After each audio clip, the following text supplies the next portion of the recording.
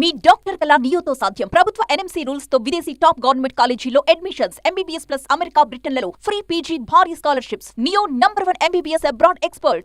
This is Mansoor, a spoken English trainer. Today I would like to explain you the basics of spoken English. Okay, so let us start. Basics. So what are the basics? Okay, see here. From A to Z we know there are 26 letters. Okay, yes, also known as alphabets. Yes. So how a word is formed? By joining letters a word is formed. And how a sentence is formed? By joining sentences, by joining words a sentence is formed. And how a paragraph is formed? It is formed by joining sentences. Why I am telling you this basics? The reason behind this is, see, if you want to speak in English, you should know how to speak a sentence. Okay, a sentence is something which makes a complete sense. Okay, sentence lo మీరు మాట్లాడాలంటే దాంట్లో sense ఉండాలి, అంటే meaning ఉండాలి. If you just వర్డ్స్ని join చేస్తే sentence formation correct లేదనుకోండి, ఎలా correct అవుతుంది అది? నో. ఓకే, సో మన సెంటెన్సెస్ ఫార్మేషన్ అనేది చాలా ఇంపార్టెంట్ ఇక్కడ. ఓకే, సో బేసిక్స్లో మనకి ఇంపార్టెంట్ ఏంటంటే, ఒక సెంటెన్స్ మనం ఫామ్ చేయాలంటే దానికి 3 ఫార్ములాస్ ఉన్నాయి. ఆ ఫార్ములాస్ మనం నేర్చుకుంటే స్పోకెన్ ఇంగ్లీష్ బేసిక్స్ అనేది మనకు చాలా ఈజీ అయిపోతుంది. So what are the formulas? First formula is subject plus verb plus object. This is the very very important formula. Okay, so మనకు ఈ ఫార్ములాస్ అనేది మనకు అర్థం చేసుకున్నారు అనుకోండి, ఇక్కడ నుంచి మీరు బేసిక్ స్టార్ట్ చేస్తారంటే స్పోకెన్ ఇంగ్లీష్ మీకు చాలా ఈజీ అయిపోతుంది. Okay, only this is for specially for beginners. Okay, next the second formula is subject plus helping verb plus object. Okay, this is the second formula, subject plus helping verb plus object. So what is common between two subjects? ఈ రెండు subjects లో ఒక formulas లో common ఏముంది? Subject common ఉంది and object common ఉంది. మన first ఫార్ములాలో verb ఉంది, సెకండ్ ఫార్ములాలో హెల్పింగ్ వర్బ్ ఉంది. అంటే ఫస్ట్ ఫార్ములాలో మెయిన్ వర్బ్ ఉండాలి, సెకండ్ ఫార్ములాలో హెల్పింగ్ వర్బ్ ఉండాలి.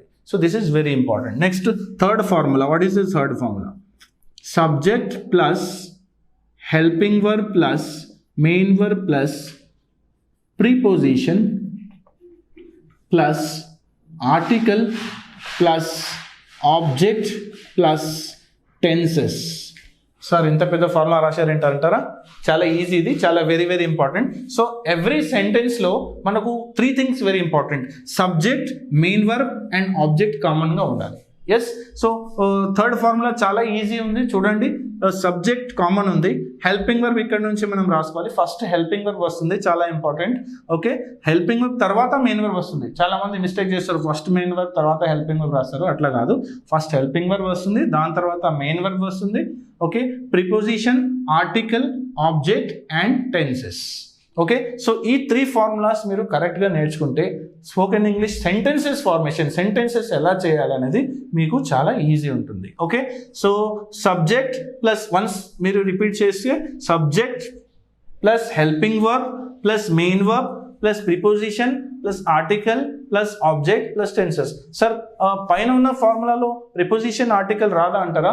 నో, ప్రిపోజిషన్ ఆర్టికల్ కూడా పైన ఫార్ములాలో వస్తుంది, కానీ మేము ఒకేసారి మేము అది రాసామనుకోండి 3 ఫార్ములాస్ మీకు సేమ్ కనిపిస్తాయి, అందుకే మీకు ప్రాబ్లం అవుతుంది ఇట్లా. Okay, so S, subject, verb and object. Second formula is subject plus helping verb plus object. Third formula is subject plus helping verb plus main verb plus preposition plus article plus object plus tenses. So ఈ ఫార్ములాలో important ఏంటంటే, మీరు ఇక్కడ నుంచి ఇక్కడ వరకు, okay, starting నుంచి ఇక్కడ వరకు సబ్జెక్ట్స్ అంటే ఏంటి, అవి టోటల్ ఎలా ఉన్నాయి, అదేంటి అనేది మీకు తెలుసుకోవాలి.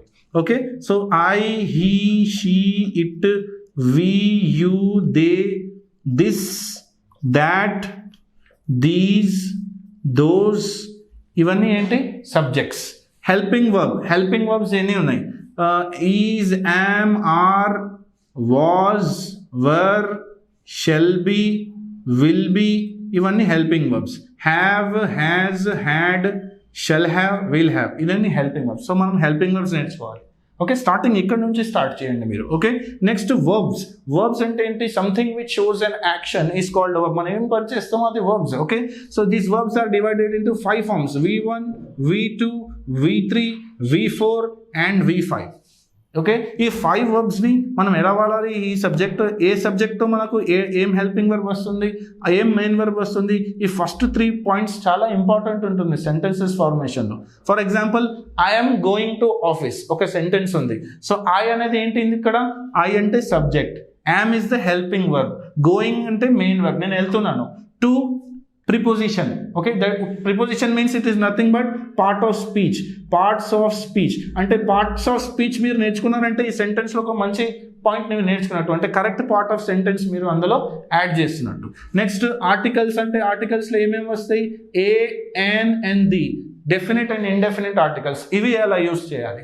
ఆబ్జెక్ట్ అంటే the action, something which is acted upon by the subject, it is called and object. అంటే సబ్జెక్ట్ దేనిపైన యాక్షన్ పడుతుందో దానికి ఆబ్జెక్ట్ అంటారు. Okay, next is tenses. Tenses అంటే ఏంటి? Total time. ఓకే, మనకి ఏం తెలుసు టైం అంటే ఏంటి? Present tense, past tense, future tense, అంతే తెలుసు కదా. టైం అంతే ఉంటుంది కదా. ప్రెసెంట్ అంటే ఎప్పుడు, ఓకే, ఇప్పుడు జరుగుతుందని.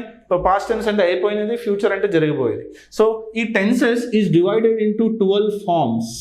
సో ఆ 12 ఫార్మ్స్ ఏంటనేది మనం నెక్స్ట్ వీడియోలో చూద్దాం. Okay, so first basic important ఏంటి? బేసిక్స్లో మనం సెంటెన్సెస్లో మాట్లాడాలంటే సెంటెన్స్ని ఫామ్ చేయడం నేర్చుకోవాలి. ఆ ఫామ్ నేర్చుకోవడానికి ఫస్ట్ ఈ ఫార్ములాస్ మనం నేర్చుకోవాలి. దాంట్లో ఈ ఫార్ములాస్ కాకుండా ఈ ఫార్ములాస్తో పాటు సబ్జెక్ట్ అంటే ఏంటి, what is a subject, what is a helping verb, what is a main verb, what is object, దాంట్లో ఎన్ని టెన్సెస్లు ఉన్నాయి, అవి మనం స్పోకెన్ ఇంగ్లీష్లో నేర్చుకోవాలి. ఇది చాలా చాలా ఇంపార్టెంట్. ఇది మీకు పర్ఫెక్ట్గా మీరు నేర్చుకున్నారంటే మీకు ఇంగ్లీష్ చాలా ఈజీ అయిపోతుంది. Okay, so what is the next step? Tenses 12 forms. Okay, so మనకు టెన్సెస్ 12 ఫార్మ్స్ అనేది ఎలా ఉంటుంది? ఒకసారి ఇక్కడ రాస్తాను చూడండి. Present simple. Okay, next is present continuous tense. Next present perfect tense. Next present perfect continuous tense. Okay, present simple tense, present continuous tense, present perfect tense, present perfect continuous. అట్లనే మనకు పాస్ట్లో కూడా ఉంటుంది.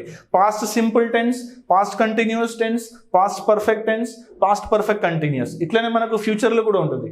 Future simple tense, future continuous tense, future perfect tense, future perfect continuous tense. Total ఎన్ని అయిపోయినాయి? 12 tenses. 12 tenses మనకు అయిపోయింది. Yes, 3 formulas మన చేతిలో ఉన్నాయి. సరే, ఇంకా ఏం కావాలి మాకు? సెంటెన్సెస్. మనం ఏం చేయాలి? టెన్స్ అంటే టైమే కదా. టెన్స్ అంటే టైం. ఇదేంటి? సెంటెన్స్. కానీ ఈ సెంటెన్స్ మీరు రాస్తున్నారు. Okay, but this sentence are again divided into 4 types.